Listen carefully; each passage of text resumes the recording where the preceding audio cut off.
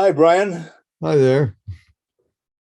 Of course, we know each other because we've had you as a guest at the East West School, and I remember talking with you about various plants in my garden, and you had so many so much incredible information on each plant. It was pretty awesome. It was hard to got away from one or two plants. I had to actually move you away, divert you and say, enough of this one, let's go to the next one.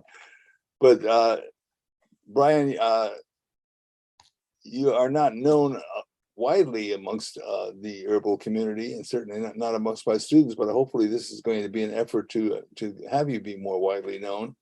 But you service with your products and your knowledge and wisdom a large number of practitioners and patients privately. And the most important thing that I feel about our relationship is our mutual interest in integrating herbs from diverse cultures, including Western, Chinese, and Ayurvedic herbs, which you do expertly, and you make extracts of them and put them in formulas, and you ship them out to people.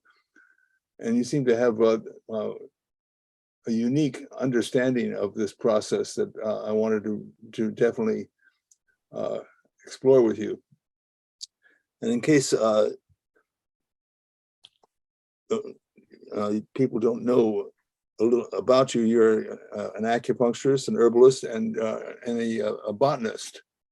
So very well qualified to talk about the herbs. And what do you got to say, Brian?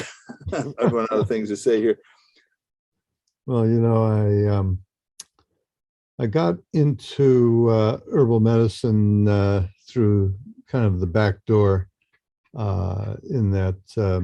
Yeah, you went through a different back door than the one I did, but we got through back doors. We're all through all back doors. My training was as a botanist, and but I was very fortunate to work under a gentleman,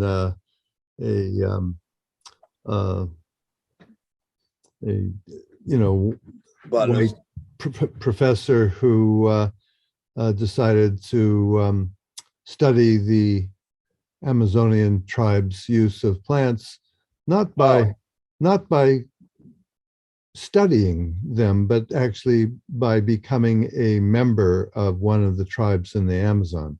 Wow! It's the first time that that somebody has attempted to do that, and he learned their language and customs. Amazing. And he, let's just say that he was a remarkable professor. He would get a standing ovation at the end of every lecture. Anyone who we might know, like Richard Schultes or something like that? He was actually a student of Schultes. Okay, all right. He was also a stand-up comedian. It was really a kind of a remarkable experience being a student in his class in grad school. He taught classes in economic uses of plants, which included medicinal, but all uses of plants, but also plant pharmacology, plant toxicology. So I got a really good education at Humboldt State University in that regard, but also there was just so much going on outside the confines of the university that I took advantage of, studying with a man on the Hoopa Indian Reservation. Hoopa? Yeah. Oh, that's right near where I was, and up there in Blackmere and Siskiyou. Yeah. I went to Kerouac, and I went to Hoopa Reservation often. Who did you study with in Hoopa? Wonderful experience being up there. And who was a Hoopa guy that you worked with? I'm not actually at liberty to say. Yeah, I think I know who you're talking about. I understand they have some secrets up there, and we want to honor them. Okay. Yeah, and so I had a very broadly based education while I was in grad school, studying with a midwife who, obviously was using herbs in practice, and an acupuncturist, local acupuncturist, studying Chinese herbs with him, and just generally immersing myself in botany and plants, edible plants as well as medicinal plants. I did a lot of backpacking. Almost died on a few of the trips, but made it somehow through. Part of the Boot and Blister Club up at Right. Humboldt, and we. Well, I just wanted to point out that you just told me a bunch of things about you that I didn't know, but I certainly would have thought that was who you were, and that's why I have you. I'm doing an interview with you because I think you're a singular, unique voice in the herbal movement, and I want my students to know about you, and I want all other herbalists to know about you, and that's why we're doing this interview. So I wondered when you said you worked up in the Hoopa Reservation. Of course, you know the herb kishwolf.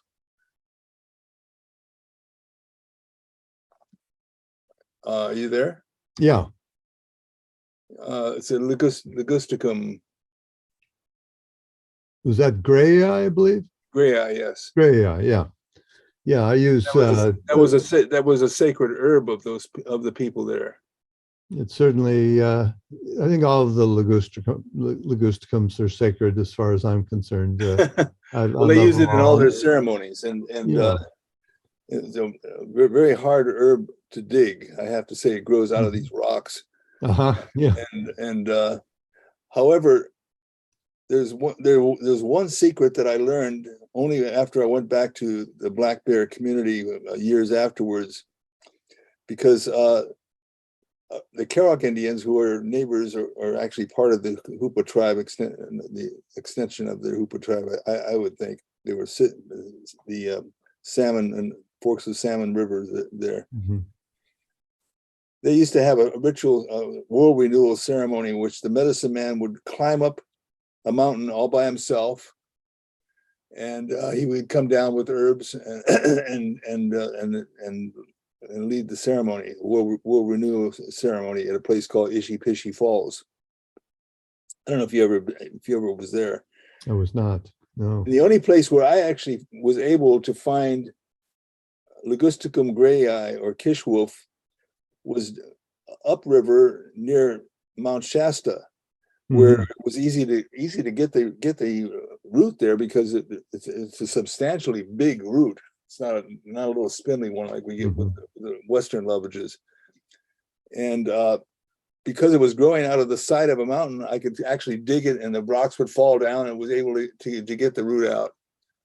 And they always leave a little piece in. They told me, because I guess they used to think that it would repropagate. I don't know if it actually does or not, but I would get most of the root out and then cover it again so it could grow again if that was even possible. But around inland, around Hoopa and around Black Bear, there was no kishwolf to be found anywhere in the area, except at the very top of the mountain. And I went up, and after years, when I went back there, I went to the top of the mountain. There was kishwolf growing all over the place. And I could only speculate that it was because the birds had eaten the seeds, and they went up to those mountains, and that's where they dropped them. And that's why the medicine man had to walk all the way up to the top of the mountain to get this sacred herb. So that's just a little side thing on kishwolf, because it is a very sacred herb, and I hold it, and I consider it sacred to myself because I was very close to those people. Anyway, back to you again. So I think you had some ideas of what you wanted to share in this interview, and I'm going to turn it over to you to do that, because I know that there's a lot of herbs in that are and how to use them, how to classify them in the Chinese system. I know you told me something about Google that was really, really insightful, and nobody else knows this. That's uh, what's the Latin for Google? Commiphora mulcul. Right, and the difference between that and myrrh.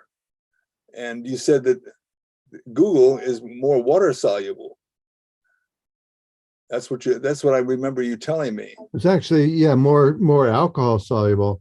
Whereas if you try to, well, okay. So if you make a fluid extract of myrrh, it works.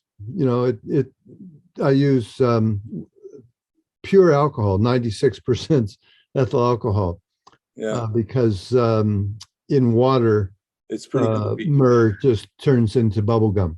Yep, it's horrible. And Don't ever do that. Same thing with Google. the problem that I have found, of course, with myrrh is that as soon as I try to formulate it with an herb that does have any significant water content in the fluid extract, the myrrh comes out of suspension and turns into bubble gum, floats to the top, and you don't have a myrrh fluid extract anymore. You've got a piece of bubble gum sitting up on top. But I found that with Google gum, Commiphora mulcul, another species of Commiphora, very closely aligned chemically and energetically to myrrh, that the Google stays in suspension when I combine it with herbs that have a water content, and therefore I can actually create a fluid extract formula with the Google gum that hangs together and acts as a single fluid extract rather than a precipitate. So that makes sense in view of the traditional way that Google is made, where they would put the resin in a bag and suspend it on the top of usually they use trifle tea, or I hate to say it, but anyway, cow's urine, and they would suspend it in a bucket, the bag of Commiphora mulcul, Mm-hmm. and then they would boil it. And then the medicinal aspects of the Google would pass into the solution, which was aqueous. Mm-hmm. And when it was finished, they discard the bag, which probably was all the resinous stuff that turns into bubble gum, as you mentioned. And then they cook that down and make a dry extract out of it. Mm. So, but Chinese medicine uses myrrh almost in the same way as Ayurveda uses it in terms of for its treatment of arthritic and rheumatic complaints. Mm-hmm. Same thing with boswellia. But Google has a special property that in Ayurveda, which is that it seems to get rid of some deep toxins, which in Ayurvedic medicine they call ama. Mm-hmm. And they're I don't know that what other way to identify those toxins. I think it most closely corresponds to Chinese medicine to phlegm. Mm-hmm. And because in Chinese medicine they say phlegm is the hardest thing to clear, Mm-hmm. and I think it is. And so this is kind of an important piece, because a lot of my colleagues and Ayurvedic people, they don't know the difference, and they don't realize that myrrh could be used for many of the uses that you would use Google for, Mm-hmm. except this unique aspect of perhaps clearing ama, because it's more soluble in water, as you told me. And I always remembered that, and it was a real good piece of information. I thought, well, this is the guy to talk to about this stuff. So I'm going to let you carry on now about other herbs, like I think you were going to talk about opalpanax next. Yeah, I think just to follow up a little bit on the Commiphora, that Burseraceae family which includes the elephant tree in the Southwest, which is also an amazing herb for vitalizing blood, treating B syndrome, arthritis, and rheumatic conditions, and is very available if you don't mind renting a car and going down south of the border and into where there's areas. I found one spot where there was probably, I would say, a square mile or more of a plain that had nothing but elephant tree Wow. and juniper growing on it. It was quite a remarkable place, and you could harvest to your heart's content and bring it back across the border, and the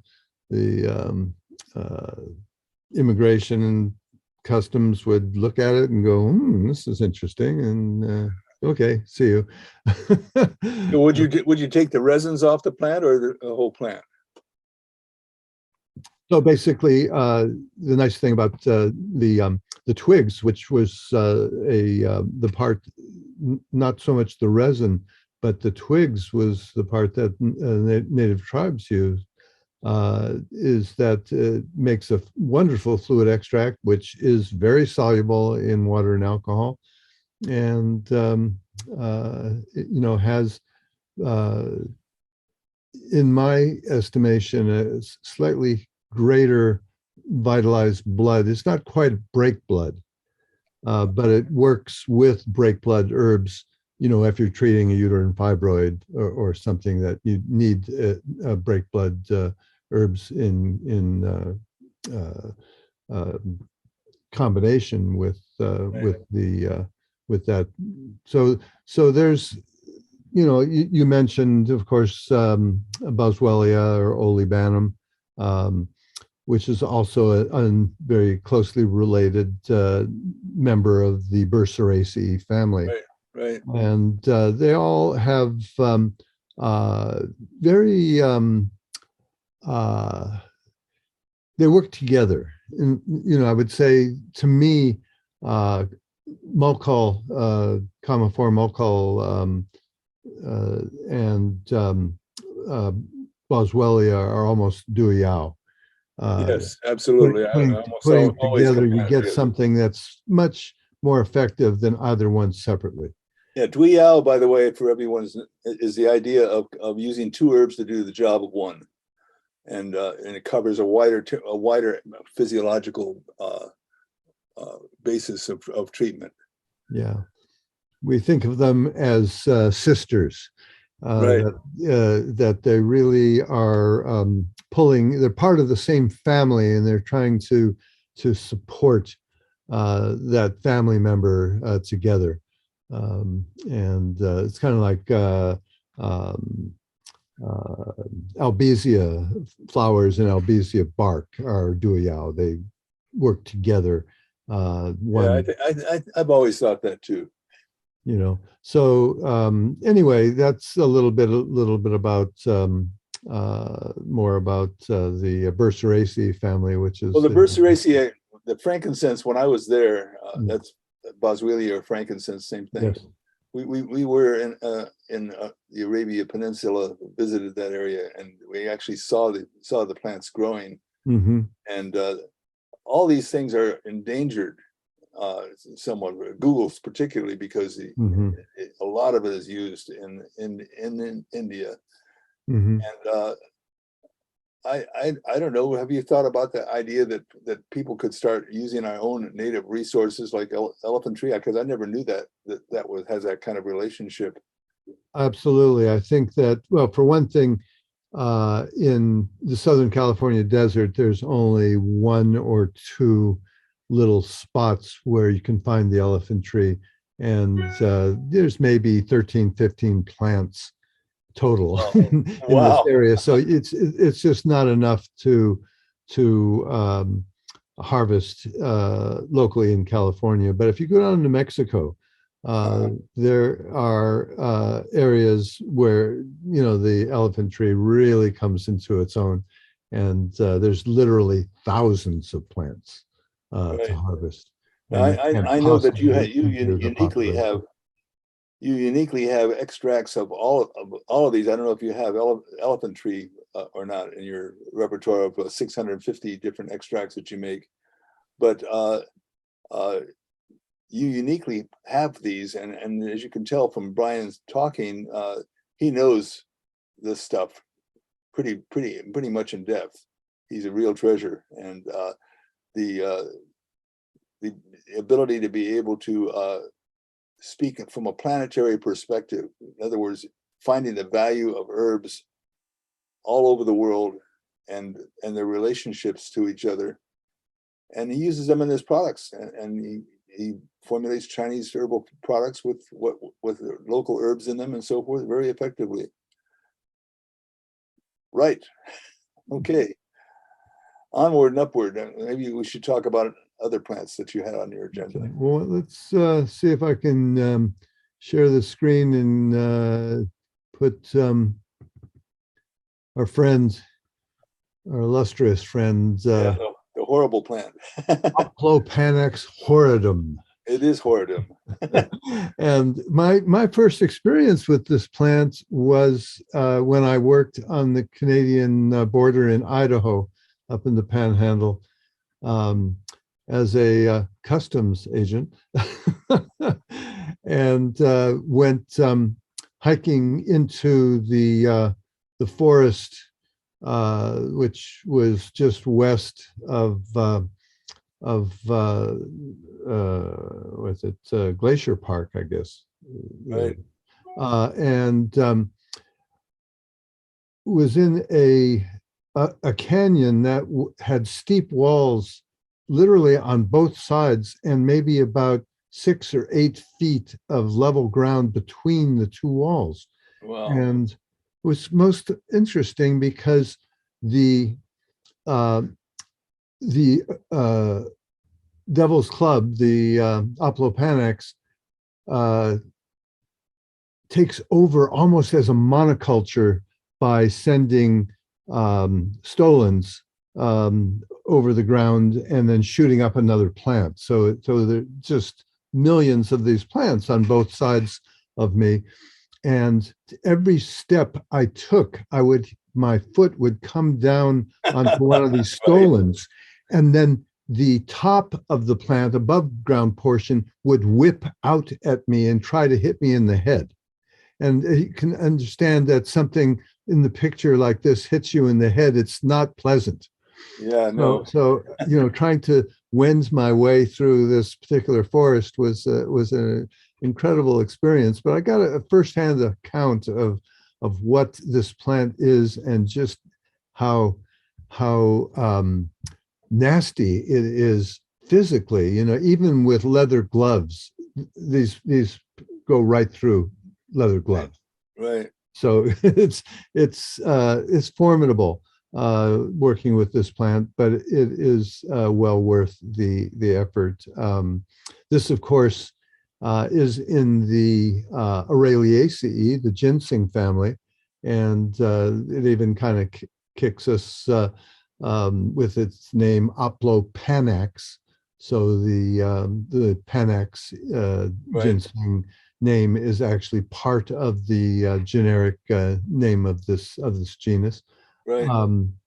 It is used in Chinese medicine, and is even though this particular species is native only to United States and Canada, there are other species that are used similarly, and of course we have the name Zhu Renshen. Amazing. I didn't know that. Using As Chinese medicine. Yeah, and it's definitely a plant of damp, shady woodlands and steep canyon slopes. The part that's used is the root, and also inner bark of the stem. This was another actually quite sacred plant of the native tribes, particularly the Kootenai tribe that was Right. up in northern Idaho, where I was living. Um, the chemistry is fairly well delineated and has a number of high molecular weight alcohols and other The compounds. saponins, which are an important key, I think, for a lot of the tonics. Hmm. Right. Oh, And I wonder why. so this triterpenoid glycoside group includes the panaxicides and the eleuthericides Uh-huh. and the compounds in the ginseng family that are so tonifying and supportive to function of our organs. Uh, the one of the major uses that Oplopanax found and still finds in Native American culture is that its use in treating diabetes. Right. And I wonder if the is Indians traditionally before actually the quite I wonder if the Indians traditionally before the white settlers or intruders came on the scene actually had a problem with diabetes. that I think I would have to say it's very likely the case because culturally there seems to be a proclivity in Native American physiology there's just a lot of diabetes on the reservation. Right.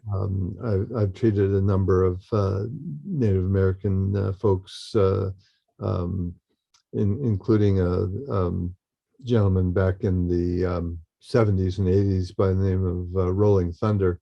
Oh yeah, I know. Of course we knew about Rolling Thunder. And he was diabetic, and I made herbs for him.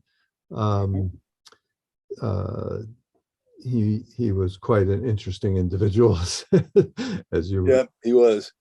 remember. So, Um, in terms of diabetes, what is it actually doing? I mean, I know some herbs actually regulate the blood sugar, like for instance,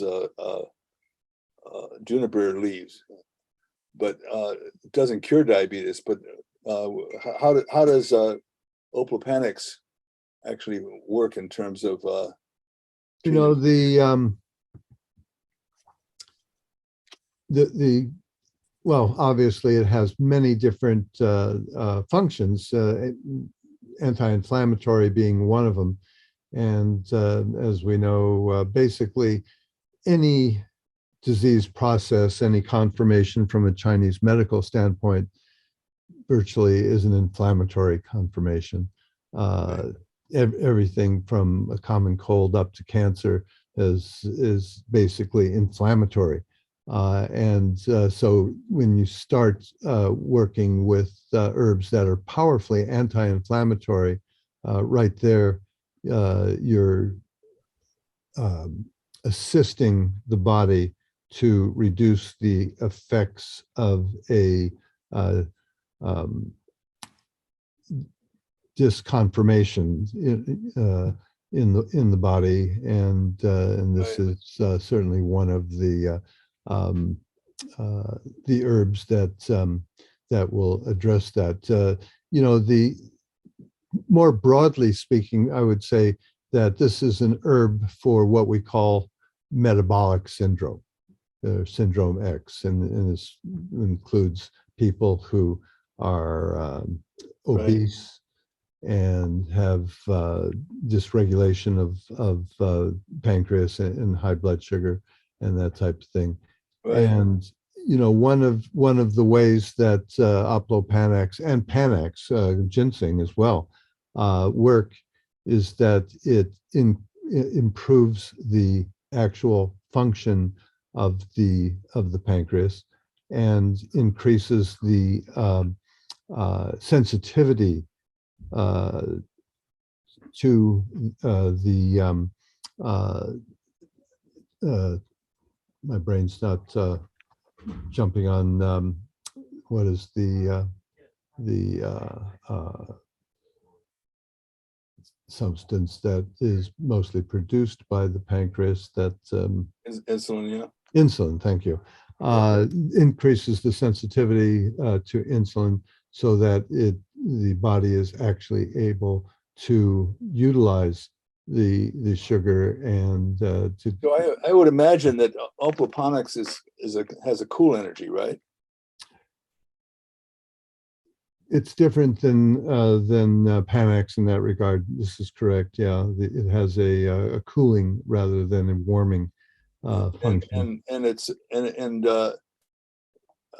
Panax ginseng, on the other hand, would in syndrome X would be one of the symptoms would be elevated high blood pressure. So this herb is kind of a Panax that actually doesn't raise blood sugar. Mm-hmm. Doesn't raise blood pressure. And may have some of the tonic properties that ginseng has, but just not with the heating aspect. Exactly. Am I correct with that? Yeah. So it's one can think of this as an adaptogen. Certainly, it reduces cardiovascular risk and is known to bring down C-reactive protein and elevated homocysteine.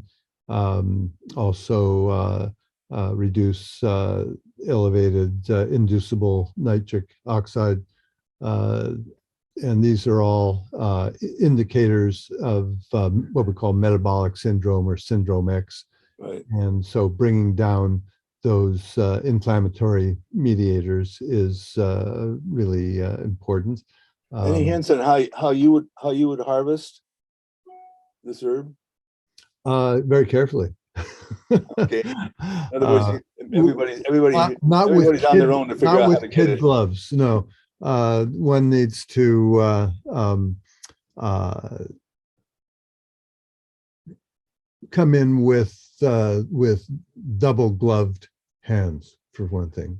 I wonder about something that with the cactus that is used for diabetes. I forget what the name of it is, but one of the techniques is to burn the spines off. I wonder if you could use that on this plant. Would it dull the spines if you passed a flame up and down the stem? And I think that I haven't done that, but I think that would be a very useful possibility. I'm not sure if that would. Yeah, I don't either. It's just speculation on my part. Yeah. One of the things about you, Brian, is that I have a feeling you could spend probably a couple hours on just this plant. I've been known to do that, as you know. Well, I'm going to move you along. I'm going to move you along a little bit, and I really am highly recommending my students. Some of you who live in the Pacific Northwest and around the country who want to integrate local North American herbs into your practice, to get a hold of Brian and study with him, because as I said, but if I were younger, I would probably do that. But at my age, I don't think I need to learn any more at this point. I need to basically put what I know out rather than put more in. But I'm always learning. But just to throw out just one really interesting and actually quite useful attribute of this plant is one of the few herbs that is really effective in treating gestational diabetes. Okay, so most of the herbs that, for instance, mango leaf, is really effective in treating diabetes. It's been well studied, but I wouldn't use it in gestational diabetes. But this one is safe during pregnancy. It will not induce a miscarriage. And in the correct formulation can be really remarkably effective in treating gestational diabetes, which can be a very serious complication during pregnancy. So that's just one particular area that this herb is, I would say, unique in its ability to do, and is Right. the go-to herb in that condition. Fantastic. All right. Well, listen, I would like to sidestep here a little bit. How are you teaching currently at all? Are you available to teach? I'm available. I haven't been doing much teaching. Really, most of my my work has been Making stuff for people. is working directly with other practitioners' patients, primarily just to give you an overview of my day. I may get 10 or 20 case histories from. Well, I'm going to probably ask you again, but I wanted to mention how could people get in touch with you? Well, one way is through the website, or directly. Can you mention your website for everyone to? Through our email. In fact, probably the easiest way to get in touch with us is to email us at orders@kwbotanicals.com, and that's my company, KW Botanicals. And so emailing. Okay, so I'm going to ask you again, because I think I want more herbalists in America to avail themselves of the wealth of knowledge which you have. You want to talk about another herb? How about Aurelia? Or what do you have on your agenda? I'm not going to lead this thing anymore. Well, let's see. I'm always curious about Aurelia. A lot of it grows here, and I've never been able to well, because it tastes so bad for one thing. But is Aurelia up on the screen now? Can you see it? yeah, there's Aurelia californica. That's what we have growing all around here. Okay. But, there's Aurelia racemosa. So the big thing with Aurelia californica, you see it in kind of a swampy area where there's just a proliferation of Aurelia, and right in the middle of it is growing a plant. Let's see if I can get to this. Right. Water hemlock. Oh yeah, be careful of that one. Okay, so you can see it's in the same family. It has a similar, different but similar leaf configuration to Aurelia is Apiaceae? They're all. It's also being in the Apiaceae, same family. I thought it was another Panax family. Okay, yeah, you're right. The Apiales order. Okay, so in botany there's levels. You start out with the species, and then you go to the genus, Right. and you go to the family, and then you go to the order. And the order of both the Aureliaceae and the Apiaceae is the Apiales. In other words, the two families are very closely aligned and have a lot of the same chemistry in many cases.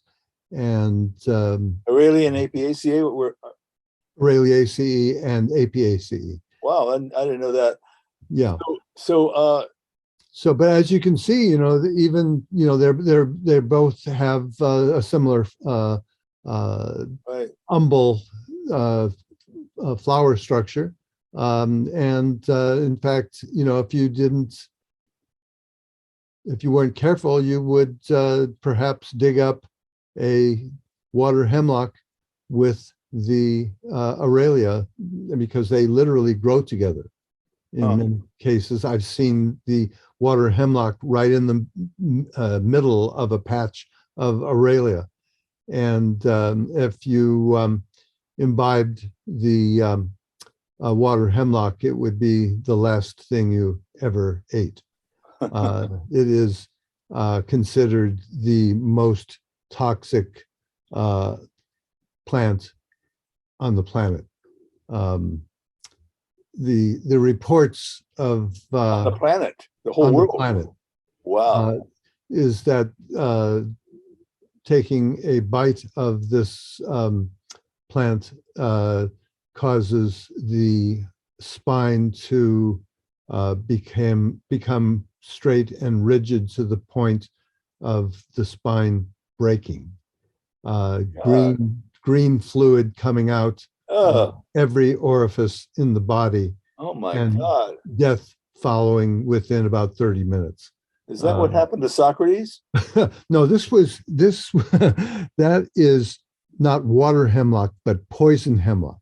Oh, A okay. different plant in the same family. Poison hemlock, or conium, is actually eaten as a vegetable in Europe, as long as it's harvested very early on, before the conine alkaloid becomes prevalent in the plant. Evidently, it was a very peaceful death, wherein the sense of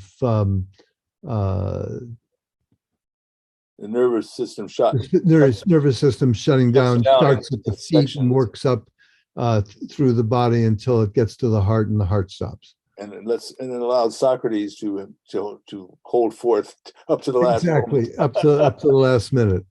So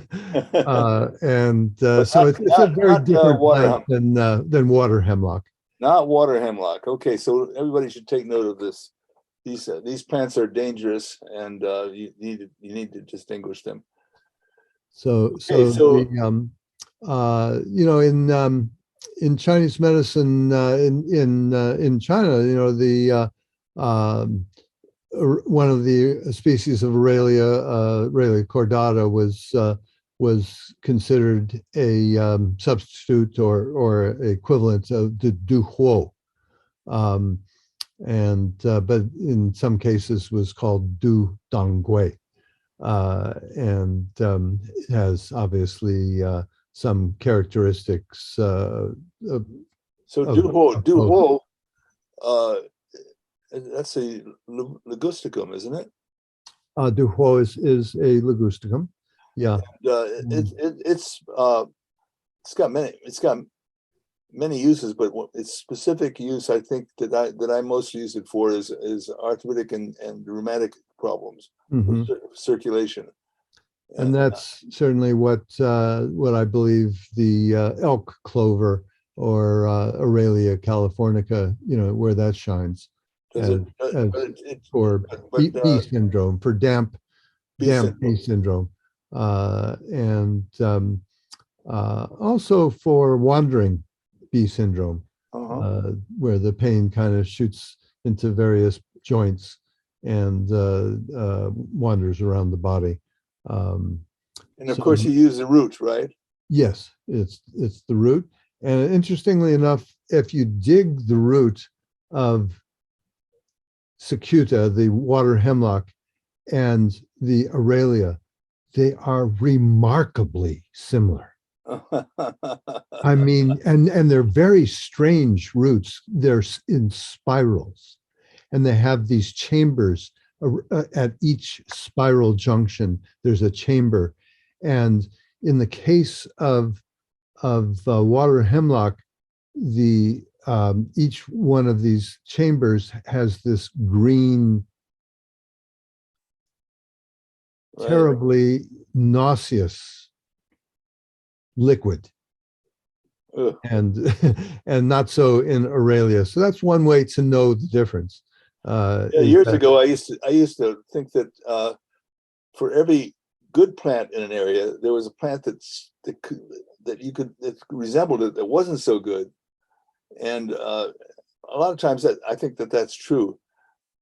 But I used to say that it's a way the plant family eliminates the dummies. Well, this is definitely one of those that you really need to be aware of if you're harvesting in an area that has this plant. And if in doubt, consult somebody.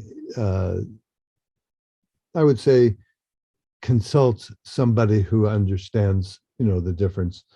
Don't rely on a book. Well, the leaves are not similar to water hemlock, are they? Well, the interesting thing is that morphologically, in other words, the actual structure of a plant varies. The populations can be quite Yes. variable.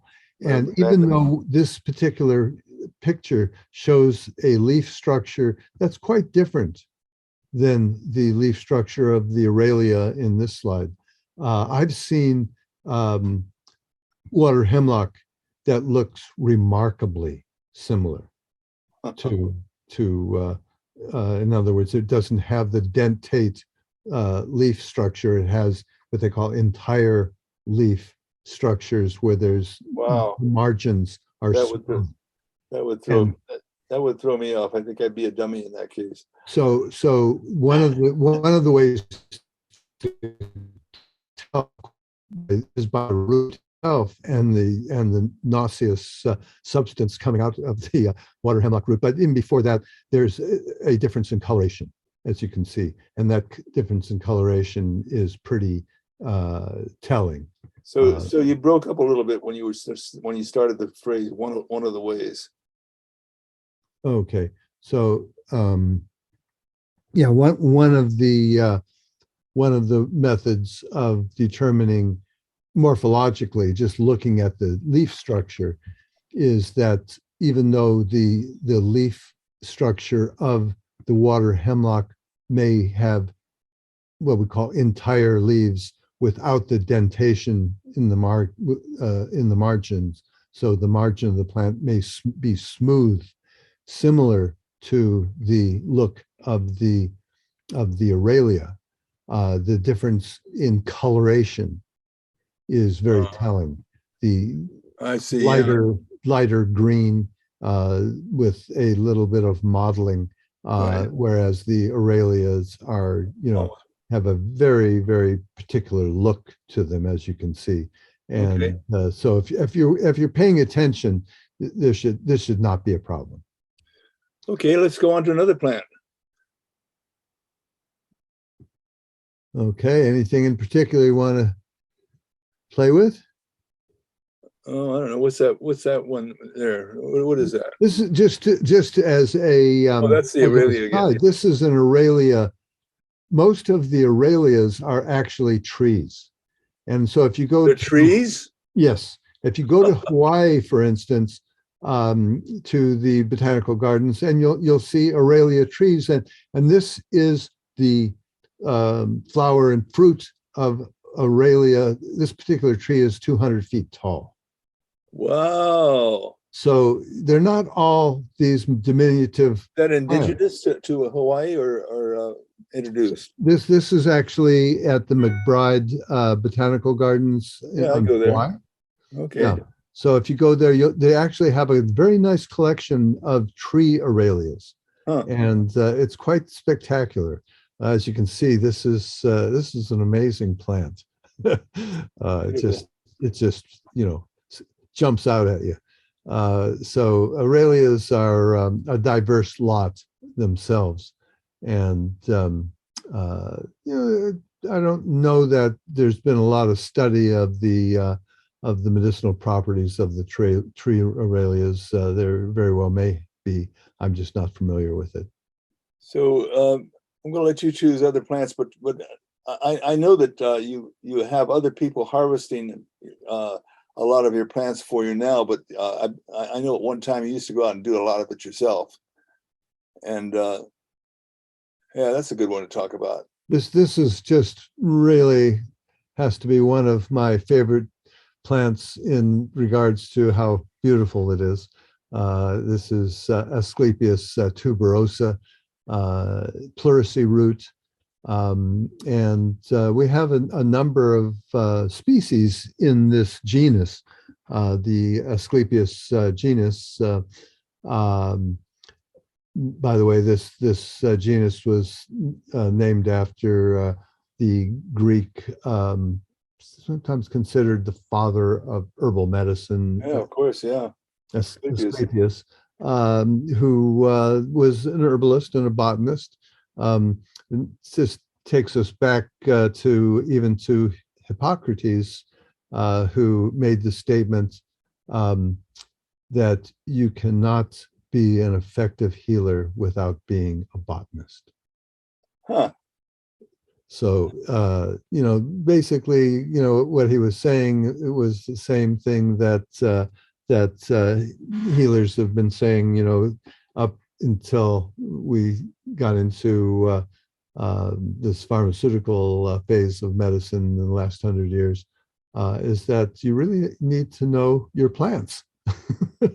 And for instance, Asclepias is a very large genus. We have, a number of them have been planted by people, trying to give a food plant to the larva of the butterflies, and Asclepias as a genus, most of the species are toxic. So in other words, you cannot substitute our California native, say, Asclepias, for Asclepias tuberosa, the pleurisy root, which is just a remarkable herb in so many regards. And it's not toxic. It's not toxic.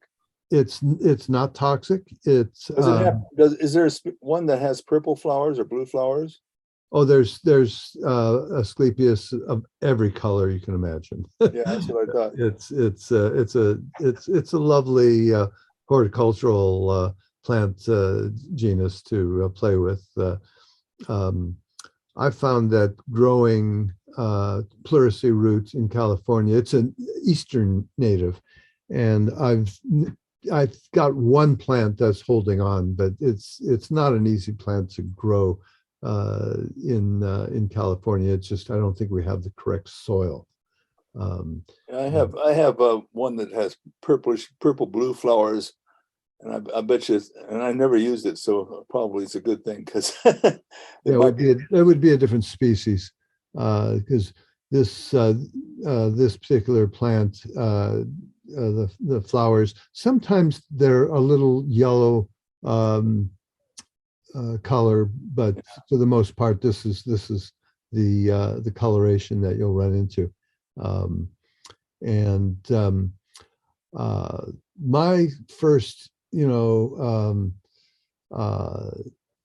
big run-in with this plant was when I had pleurisy, and pleurisy is a inflammation of the pleura, a double membrane that envelops the lungs.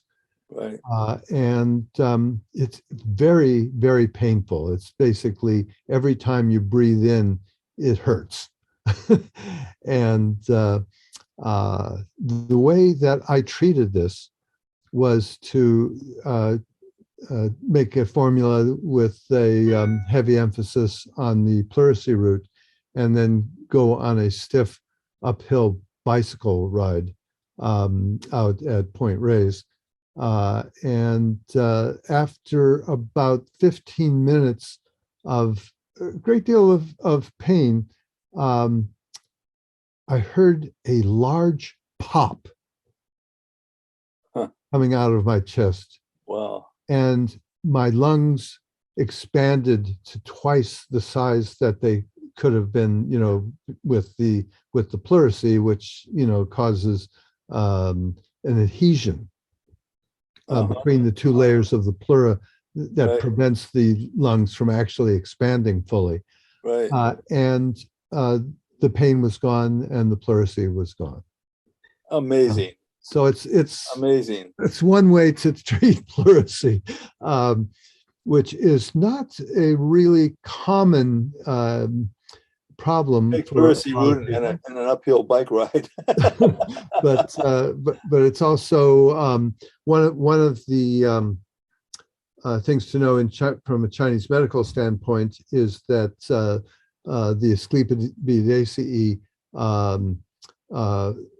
family is also the family of Bai Wei, Sinantium, Right. the Chinese herb, and has similar uses in Chinese medicine, although they don't generally specifically talk about pleurisy, but they talk about um, asthma, for instance. This is an incredible herb for treating asthma, particularly a humid asthma. So there's a lot of phlegm. Dry asthmas are much more effectively treated with Grindelia and Yerba Santa, two also wonderful herbs that I have slides for. We could talk about after this if we like. But the Yerba Santa and what was the other one? and Grindelia Oh, Grindelia, of course. Yeah. are Duyao herbs for a Dry asthma. drier type of asthma where there's not a lot of phlegm, which is what I usually run into, even in children, treating children who have asthma. We have a big problem with the docks in Oakland where they leave the diesel trucks running for a half an hour at a time, just idling, because they think that turning the engine off and on will cause damage to the blocks and reduce the longevity of the engine. Huh. So we have like a 70% rate of asthma in the children around the docks in Oakland. And every time I treat one of these children with formulas with pleurisy root and Ami Visnaga, which is Right. can't remember the name offhand of the Right. Yeah, I can't remember the name either, but I think it's used as a hallucinogenic or mind altering herb as well. I'm not sure about that. Anyway, we have time for one more herb before we lose our audience.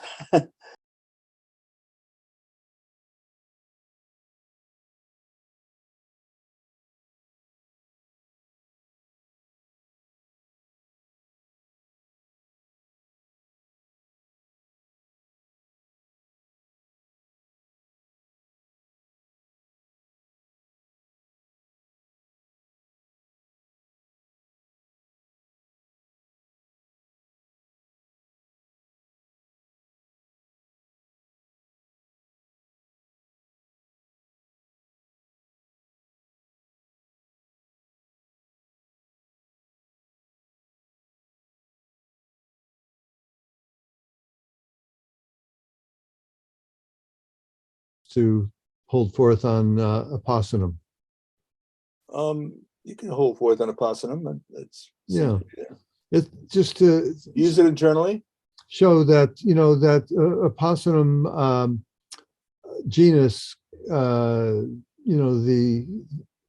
the morphological characters, the way the plant presents itself to us can vary dramatically. So here's an opossum. Wow. And oh, here's Chris harvesting Opossum cannabinum. Uh-huh. And I always thought that plant was poisonous. um, Dogbane. oh, you know, and here's different opossums Oh, Lordy. uh, Wow. but let's talk about toxicity. Good. In World War One, there was a community in France that had virtually nothing to eat except sweet peas. And so they ate sweet peas, very good source of protein, carbohydrates, etc. And the whole community suffered from foot drop. In other words, the nerves in their feet no longer innervated the muscles in their feet, and they couldn't flex their foot back up into a normal position. So, and it's well known that the pea family has many neurotoxins in it, and that includes sweet peas. But you have to eat a lot of them to, get to that place. Any plant, virtually any plant in excess can be toxic.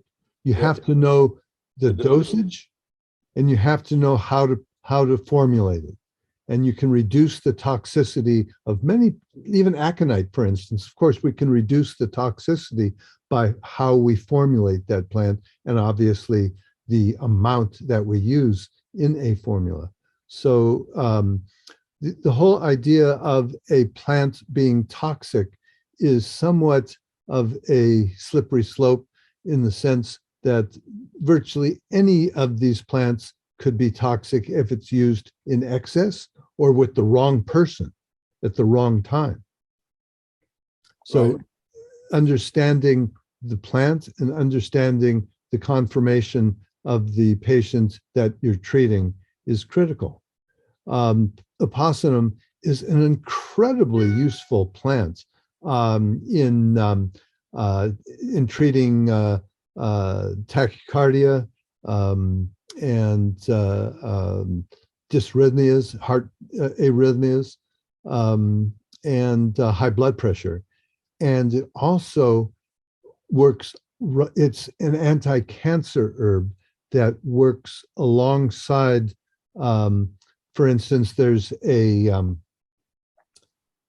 herb, Pau Pereira, which is the genus and species is not coming to me.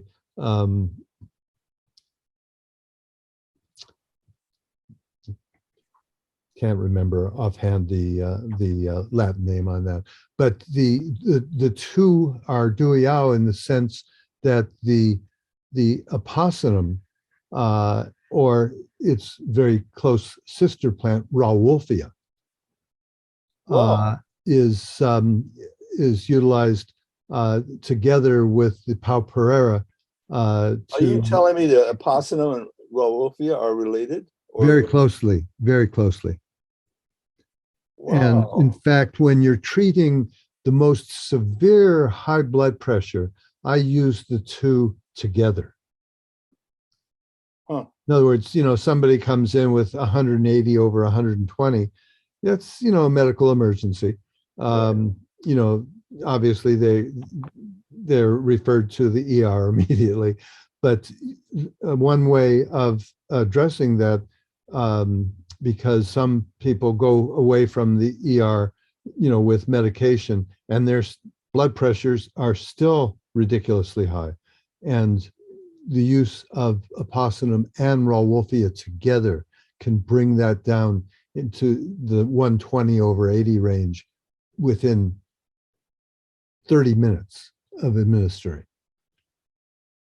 Man, can you give the dose of that because I'm sure that many people who are well, obviously Rauwolfia is truly a potentially toxic plant, much more than opossum. Rauwolfia is used in small quantities. It's, I would say uh, between 1 and 3% of the formula. So if you're taking a formula, it's a very tiny component in that formula, but it's very powerful and very effective. So the It's opossum characteristic. might be Makes you very opossum might be sleepy. 10% of the formula. It's a beta blocker, I think, as well. And I think it makes you sleepy. It can, Uh-huh. again, formulation is mission critical. Um, there's Gandhi used it to go to bed at night. it's been used for, well, reserpine, of course, was a standard drug in Western pharmacy Right. for serious psychiatric conditions for many years until they came out with newer drugs that didn't have some of the side effects of reserpine. Reserpine in raw wolfia, one of the side effects as an herb as well as the pharmaceuticals is that if it's used in too great a quantity, it can cause severe depression. Right. And so, using it, judiciously in the correct formulation with herbs that offset the depressive qualities of the reserpine is essential. Yeah, 50 milligrams is a kind of an entry dose, and there are a lot of products now that are having Rauwolfia as one of their ingredients, and at 25 milligrams. Yeah, but you can go up to 150 or 200 milligrams, I think. Yeah, so we're talking about a tiny amount, like the equivalent of a grain of rice, um, as the dose. And that's basically how I'm doing it as a fluid extract. Like I say, it may be 1% of the formula. And even then, it has to be treated as an herb that has